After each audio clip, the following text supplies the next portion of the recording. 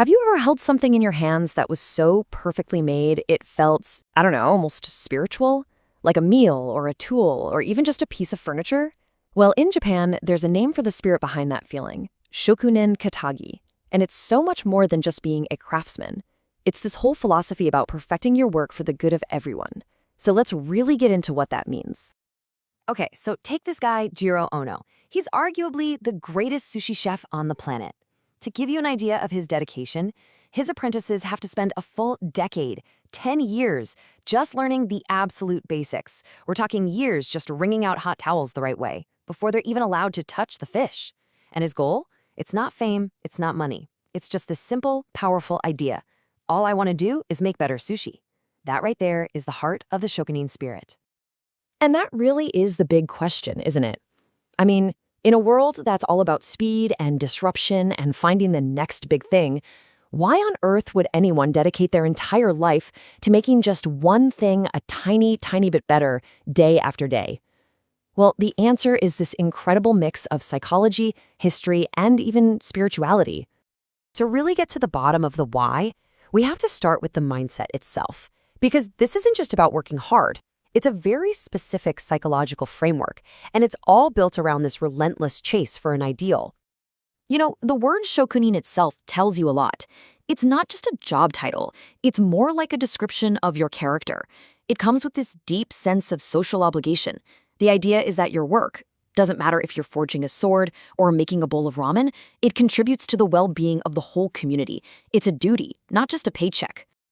And the engine driving all of this is a concept called Kodawari.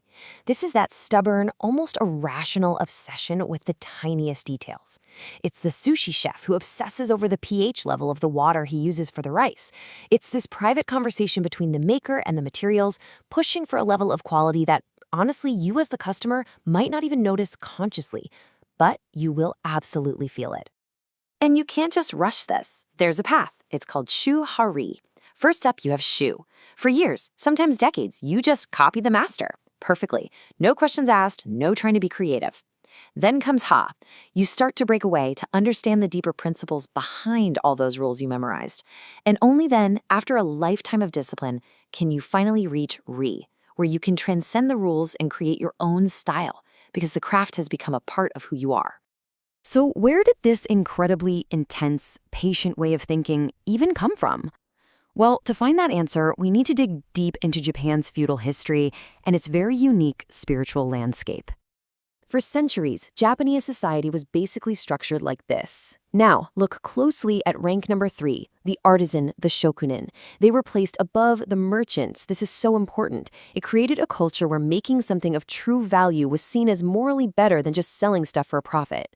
To care too much about money was to act like a merchant, which meant you were of a lower status. This basically insulated the craft from pure profit motive. And that history led to a completely different idea about work itself. You know, in the West, we often think of work as a simple transaction. You give your time, you get paid.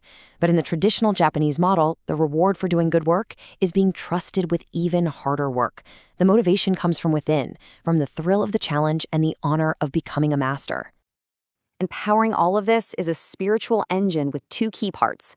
First, from Shintoism, you have this belief that spirits, or kami, are in everything.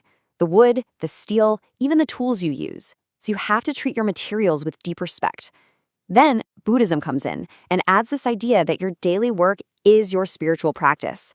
Those repetitive tasks, they're not boring. They're a form of meditation, a way to polish your own soul. Now you might be thinking, okay, this is a beautiful, ancient idea for some guy in a small workshop.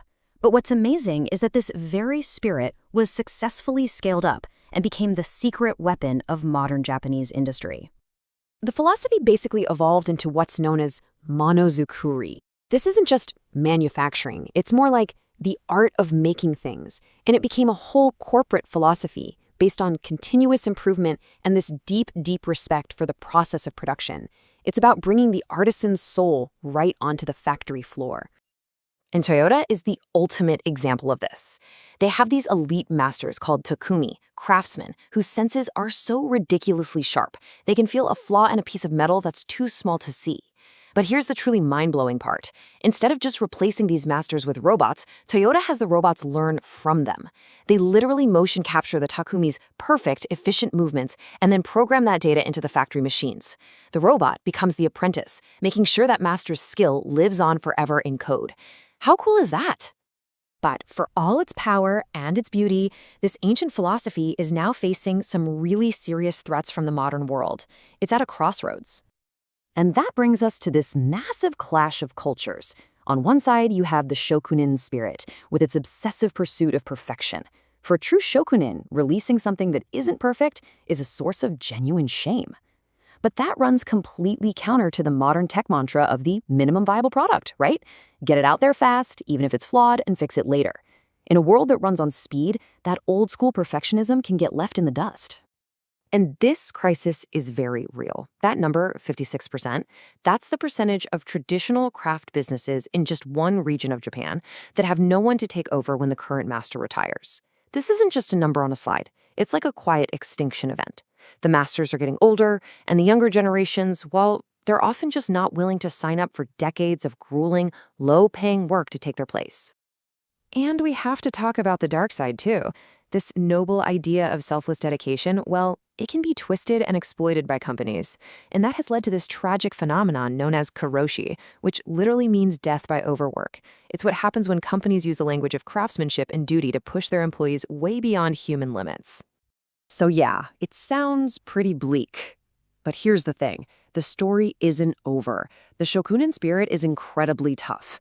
It's not dying out. It's just finding some really clever new ways to adapt and survive in the 21st century. And this evolution is happening on a few different fronts. We're seeing more of those AI apprentices, like at Toyota, that preserve master skills in digital form. There's also a booming global market for these high-end Japanese goods, and that's attracting foreign apprentices who are really passionate about the craft. And finally, companies are getting smart, finding new ways to mix that old-world quality with really slick modern branding, turning everyday things into coveted luxury items. And that brings us all the way back to our big question. The Shokunin spirit really challenges us to think about what we value. In our constant rush for more efficiency, more speed, more newness, have we maybe lost something important along the way? Because maybe the greatest lesson from the Shokunin isn't just about how to make great things. Maybe it's about how the patient, dedicated pursuit of doing one thing really, really well is actually a blueprint for building a meaningful life.